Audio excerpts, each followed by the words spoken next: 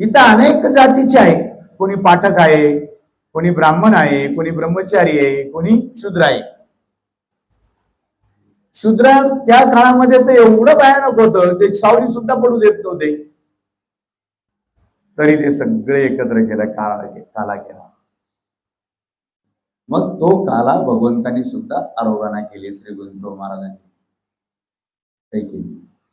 म्हणून एक लक्षात ठेवा, सगळ्यांनी एकत्र जेवलं पाहिजे. जेवणाचे 3 प्रकार आहे. क्रियापाकामध्ये आपण बघणारच आहोत.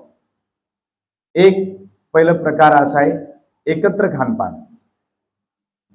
एकाच पात्रामध्ये जेवणे, हे उत्तम आहे.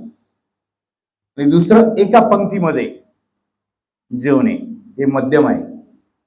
आणि कनियस म्हणजे एकटंच जेवणे, हे कनियस आहे. मग घरी कमीत कमी दुय्यम पद्धतीचं जे आहे तेवढं तरी आपण आचरण केलं पाहिजे. संध्याकाळी सगळ्या कुटुंबाने एकत्र जेवण केलं पाहिजे. का? तर एकमेकांमध्ये प्रेम दिसतं.